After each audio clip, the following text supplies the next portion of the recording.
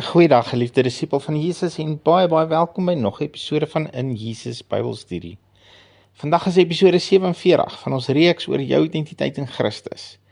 En ons kyk bietjie na waar ons as wedergebore Christene, as seuns en dogters van God, vandag staan ten opsigte van die wet. En jy mag dalk wonder, maar wat het dit te doen met my identiteit? Wel, ek dink dit het baie te doen met ons identiteit.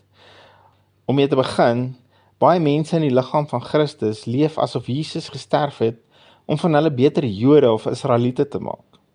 Hulle volg weer Joodse feeste en hou Joodse tradisies, want hulle dink dat Jesus hulle in die Joodse identiteit ingekoop het.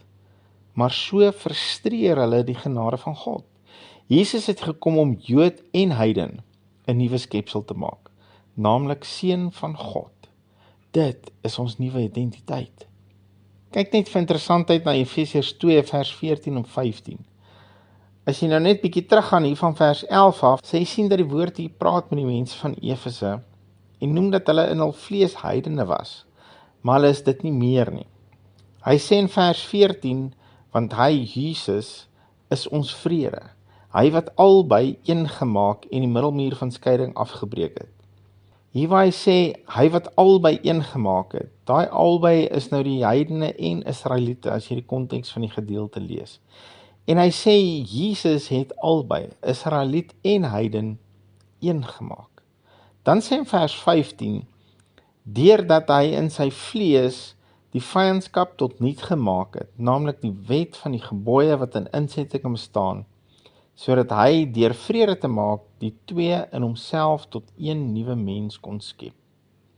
Kom ons gaan net stukkie vir stukkie deur hierdie vers. Hy begin met deurdat hy, en dis Jesus, in sy vlees die vyandskap tot niet gemaak het, naamlik die wet van die gebooie wat in insetting bestaan. Hy sê daar was vyandskap tussen heidene en Israeliete, en baie interessant, daai vyandskap was die wet.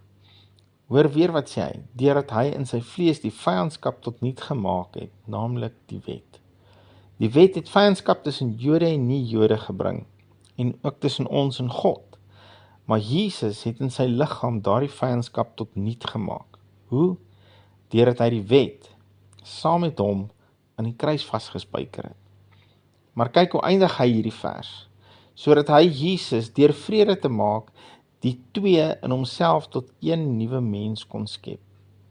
Die twee, Jode en heidene, Israeliete en nie-Israeliete, is in Jesus een nuwe mens. Een nuwe mens. En daai nuwe mens is nie 'n beter Israeliet nie, maar 'n kind van God. 'n Volwasse seun van God, waarvan Jesus die eerstgeborene is. Dis die nuwe mens wat hy kom skep het. En almal het dit nodig, Jode en nie-Jode. Kan jy sien hoekom dit krities is wanneer ons gesels oor ons identiteit in Jesus, dat ons weet waar ons staan in verband met die wet? Want anders kan ons so maklik verward raak. Anders kan ons dink, nee, wat ons moet nou soos die Jode wees en begin om die wet te hou soos die Jode. Niemand moet meer soos 'n Jood wees nie, ons moet almal seuns van God wees. Dan kom Paulus en hy skryf vir die gemeente van Galasië, dat hulle mors hulle tyd met besnydenis. En onthou, hulle het gestruikel oor besnydenis. En daar's baie dinge wat mense vandag nog doen om te probeer om hulself te regverdig voor God. Nie net verwerp en frustreer hulle God se genade nie. En daar's ook geen krag daarin om die wet te hou om voor God geregverdig te word nie. Hy skryf in Galasiërs 6 vers 15 en hy begin die sin met, want in Christus Jesus. Daar's soveel plekke in die Nuwe Testament waar ons terugverwys word na of in Jesus of in Christus. Hierso sê hy sommer in Christus Jesus. En dis ook hier waar ons bediening sy naam vandaan gekry het, in Jesus. En vandaar ook hierdie reeks oor ons identiteit in Jesus. Want in Jesus is alles wat ons nodig het. As ons kan leer wie en wat ons in Jesus is, sal dit soveel van hierdie eksterne nonsens van ons sla raak waarin baie mense hulle self bevind. Paulus verwys so baie keer na wie hy nou in Jesus is. En hier begin hy weer hierdie sin met, want in Christus Jesus. Want in Christus Jesus het nog die besnydenis, nog die onbesnedenheid enige krag, maar 'n nuwe skepsel.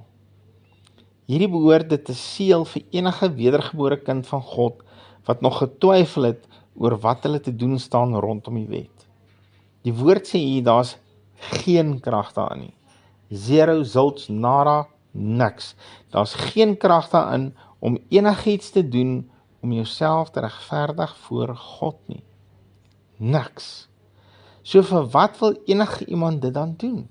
Hoekom sou jy iets wou doen wat kragteloos is? Waarin is daar dan krag? Wel, kyk weer na die begin van die sin. Want in Christus Jesus. Enige krag begin en eindig by Jesus. As ons nie in Jesus is nie, is geen krag moontlik nie. Maar in Jesus, leer die woord ons hier, as jy kyk na die einde van die sin, is die krag in ons nuwe skepsel. As ek en jy wedergebore is, het ons al die krag wat ons nodig het. En ek weet ons wil van nature uit ons vlees tog so graag iets doen, om te voel ons het iets bygedra, en ons het daarom nou iets verdien, maar dis nie die evangelie nie. Die evangelie is, in Jesus Christus is ons geregverdig voor ons Abba Vader, en het ons in ons nuwe wedergebore gees, in ons nuwe identiteit, al die krag wat ons ooit sal nodig hê vir enigiets waarvoor ons dit sou nodig hê. Nou, in hierdie lewe, want soos Jesus is, soos ons in hierdie wêreld. Onthou jy 1 Johannes 4 vers 17. En ek vra net weer, as daar dan nie krag daarin is om die wet te hou nie, hoekom wil ons dit doen? En met my of vir Paulus nou nie misverstaan nie. Ons sê nou glad nie, jy kan nou maar lieg en steel en moor nie, want dis die wet en ons is nie onder die wet nie.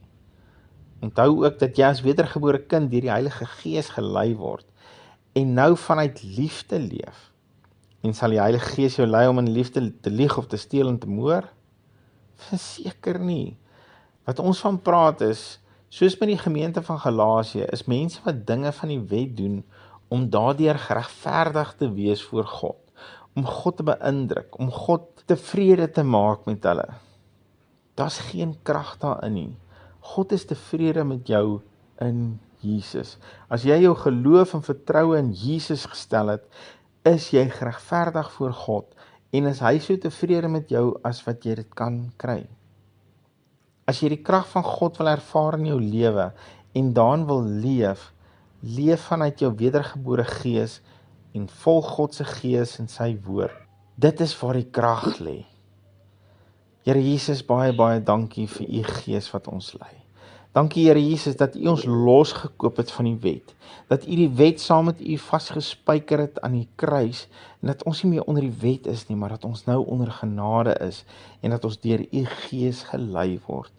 Maak ons sensitief vir die sagte stem van u gees, en gee ons die guts om te gaan, waar u gees ons lei om te gaan. In Jesus naam. Amen. Geliefde disipel, as jy dalk meer oor ons bediening wil uitvind, of dalk finansiëel wil saai in ons bediening, kan jy gerus na ons webwerf toe gaan by injesus.co.za. Al die besonderhede is daar. As jy dalk na van ons vorige boodskappe wil luister, kan jy dit ook op ons podcast kry by In Jesus Bybelstudie. En onthou, hou jou oog op Jesus en jou neus in sy woord. Shalom.